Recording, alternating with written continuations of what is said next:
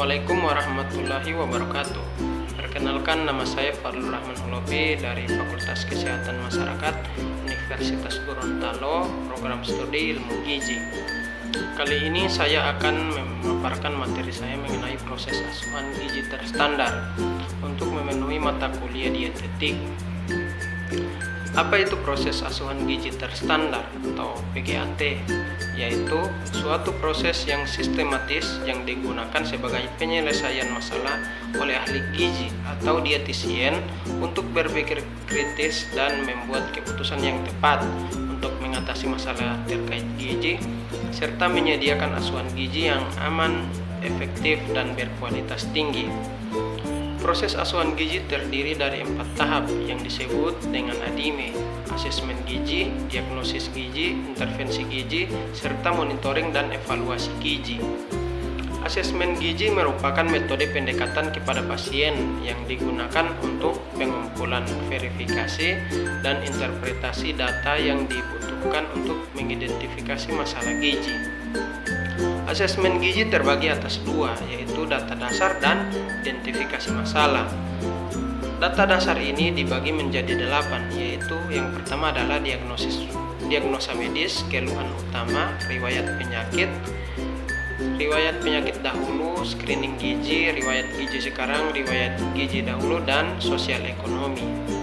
Apa itu diagnosa medis? Diagnosa medis merupakan penyakit yang diderita pasien dari hasil pemeriksaan.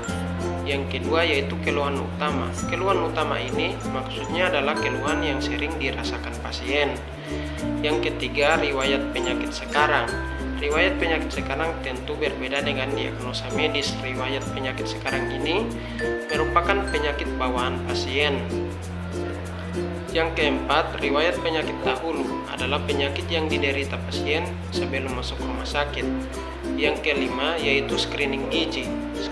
Screening gizi terbagi menjadi 3, yaitu yang pertama adalah pengukuran antropometri seperti umur, berat badan, dan tinggi badan pasien.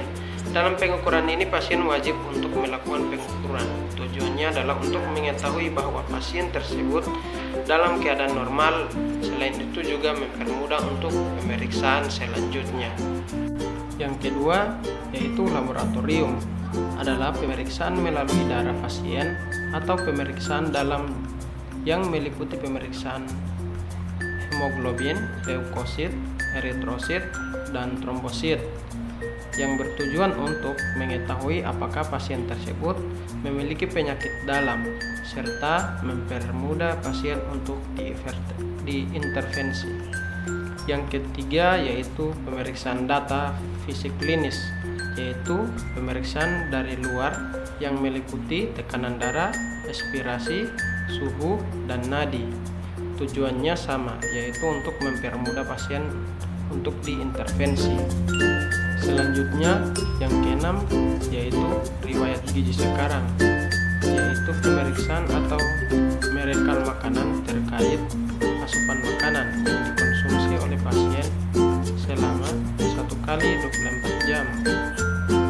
Yang ketujuh yaitu riwayat gizi dahulu, yaitu asupan makanan yang sering dikonsumsi pasien atau kebiasaan makan pasien sebelum masuk rumah sakit.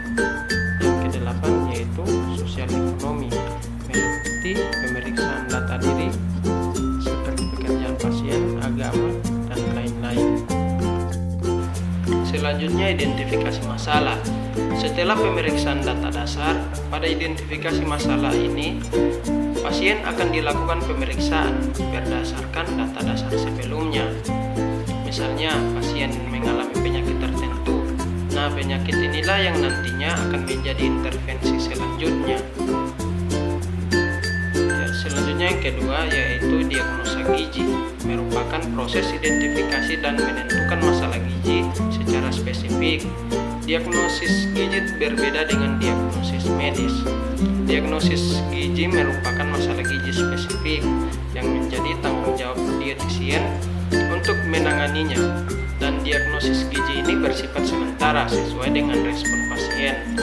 Diagnosis gizi dinyatakan dalam rumusan problem etiologis Keynes. Tujuan dari penegakan diagnosis gizi adalah untuk mengidentifikasi adanya problem gizi atau faktor penyebab.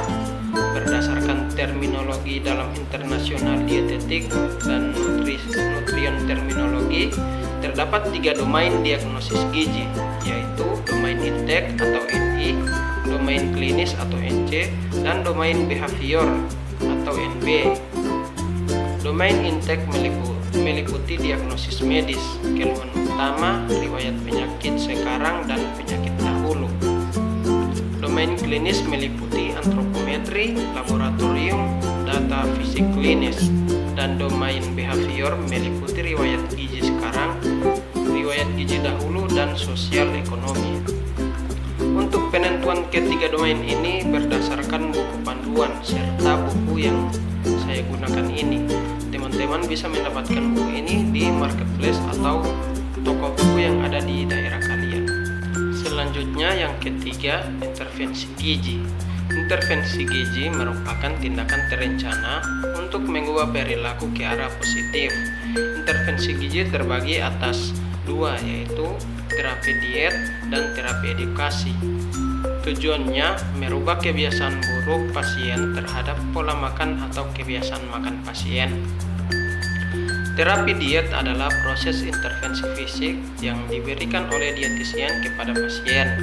Terapi diet meliputi jenis diet, tujuan diet, syarat diet, dan cara pemberian.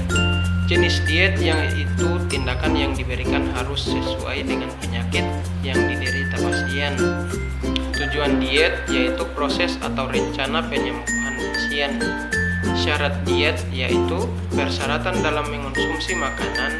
Pada persyaratan tersebut, pasien akan diberikan makanan yang sesuai dengan standar yang ditentukan. Cara pemberian yaitu meliputi perhitungan berdasarkan data antropometri sebelumnya dan rumus yang digunakan.